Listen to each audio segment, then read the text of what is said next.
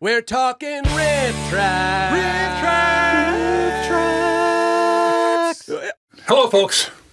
Hello, folks. Hello, folks. Folks! Kevin here. Hello. Thank you for backing us, and thank you for enjoying our stuff. And boy, do we have a movie for you this time. If you're enjoying it. Yeah. We don't want to assume anything. No, please. This is Mike. Some This of is you Bill. are hate Kevin watching. does not introduce us. He's just, He doesn't rude. need to.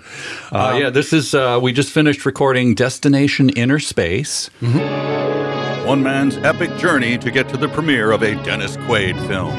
I wish it was Destination A Dog's Purpose. That'd be fun. Starring some luminaries. Sherry, what's her name? Go for it, Mike. Cosmo Kramer's mom. That's all I know. She's in it. It was a bunch of square dudes from the 50s and 60s. They all look kind of the same, and they all talk in this kind of gruff, annoyed voice. Everything's right. beefy about them. They're very all beefy. very beefy people. Yes. Right, and even one of the guys kind of has, he falls in love, but his love is kind of the same. It's like, yeah, baby, I love you. Still Guys who've gruff. had a lot of T-bone steaks in their life. Absolutely. It's ostensibly a science fiction movie, but everything takes place in drab rooms. They're supposed to be like a sea lab or a submarine. But what if I told you those rooms were underwater? There it is, yeah. Now you're talking. Yeah, and there's I think the reason we did it, let's not be coy about this, the giant fish monster. Of course.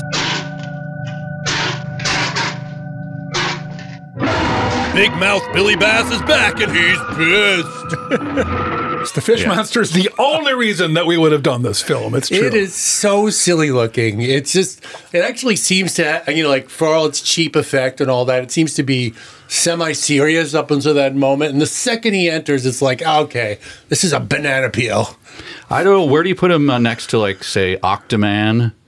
In terms of costume-wise. Oh, much better than Octoman, I'd say. I mean, there's like individual scales on the costume, which I thought was pretty good. But Octoman was weird but good. Still didn't have a working jaw. You can't actually see it eating or biting people. He just sort of swipes at people. This thing is not only supposed to be a monster, but an intelligent alien who took a spaceship here. Must be 50 feet in diameter.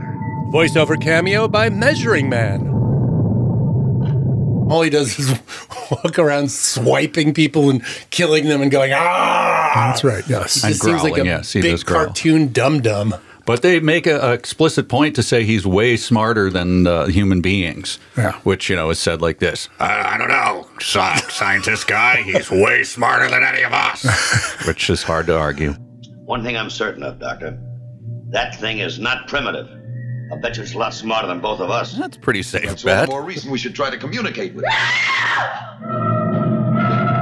And they really are not particularly impressed by the fact that it's the first alien life they've encountered. It's like an annoyance. It's like, it's like, well, I guess we should probably study it. I mean, I don't know. Seminal moment in human history, and That's they're like, crazy. Now, put dynamite up its ass. When was this film made? It was made in the 60s, right? 66, I think. So probably the same era as Voyage to the Bottom of the Sea, which was really, when I was a kid, I thought it was really cool.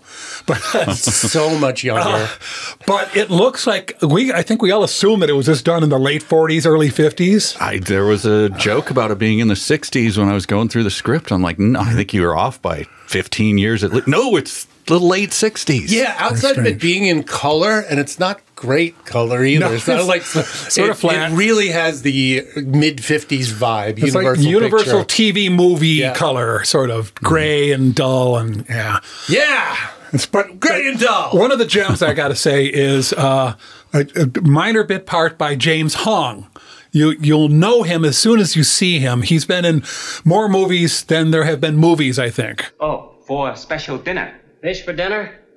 Ole, you better check in the sick bay. Laugh it up now. My IMDb page is going to be longer than the rest of you chumps put together. And he's still working at 95-ish, or something like that. Mm-hmm.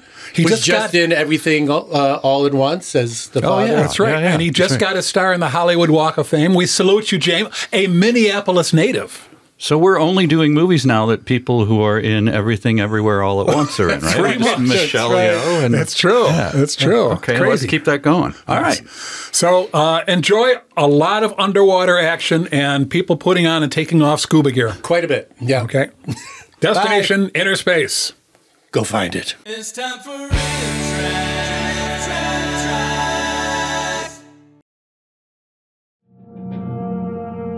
Cut. The dog dropped its squeaky toy in the aquarium again.